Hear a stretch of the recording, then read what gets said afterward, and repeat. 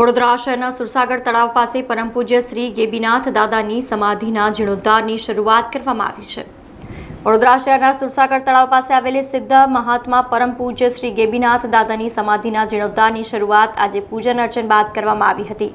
આ પ્રસંગે પ્રખર શિવભક્ત અને ગુજરાતના સિનિયર મોસ્ટ ધારાસભ્ય યોગેશ પટેલ, પાલિકાના શાસક પક્ષના નેતા અને કોર્પોરેટર મનોજ પટેલ, પૂર્વ મેયર અને કોર્પોરેટર નિલેશ રાઠોડ સહિત રાજકીય અગ્રણીઓ તેમજ સંદેશ વર્તમાન પત્રના નિવાસી તંત્રી મયુર પાઠક, દિવ્ય ભાસ્કરના તંત્રી મનીષ પંડ્યા સહિત મોટી સંખ્યામાં શિવભક્ત હાજર રહ્યા હતા।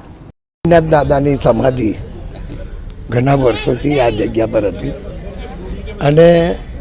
નવીન બનાવવા માટે આશરે 12 વર્ષ પહેલાં આપણે એને, કારણ કે જર્જરિત થઈ ગયેલી ને નવા બનાવવાની આયોજન પણ હતું અને એ વખતે આ કામ પૂર્ણ ના થયું, પરંતુ અને માર્બલની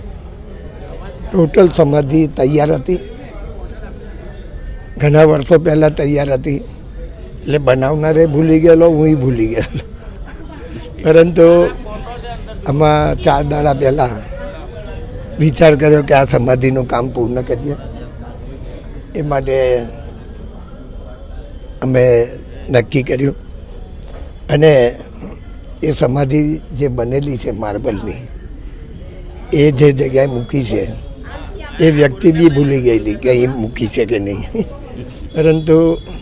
થોડી શોધખોળ કર્યા બાદ મળી અને હવે એ સમાધિનું નિર્માણ આ લગભગ 2-2.5 મહિના પહેલાં કામ પૂર્ણ થશે અને માર્ચની 3, 4, 5 આનો જીર્ણોદ્ધાર થશે ને લોકાર્પણ થશે, એટલે ઝડપથી કામગીરી કરીને આ કામ પૂર્ણ કરવાનું વિચાર્યું। ચંદ્રમતીબેન વ્યાસ કરીને એક બાપજીની ખૂબ ભગત છે, એમને ડોશીમાં હતા, એમને અમને જ્ઞાન આપ્યું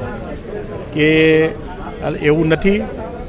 પ્રતાપનગરની પાછળ હનુમાન દાદાનું મંદિર છે, એની પાછળ જે શિવલિંગ છે એ ગેબીનાથ દાદાનું શિવલિંગ છે અને એ જાતે બેઠા છે, એટલે અહીં આગળ જે કંઈ હોય એ બધું અમને ખબર પડી જાય। અને પછી અમને ખબર પડી એટલે અમે લોકો કેટલી વાર એ ગેબીનાથ દાદા સાવલી ના જવાય તો અહીંયા દર્શન કરવા આવતા હતા। અહીં અમે જે પ્રાર્થના કરીએ, અમે 15 દિવસ પછી સાવલી જઈએ તો અમને એ જ વાતની વાત કરે, એટલે જાગૃત સ્થાન હતું, એ નક્કી હતું। સમાચારોના સતત અપડેટ માટે TNN ન્યૂઝને YouTube પર સબસ્ક્રાઇબ કરી બેલ આઇકોન પ્રેસ કરો અને અમારી સાથે જોડાયેલા રહો Facebook, Instagram અને Twitter ઉપર।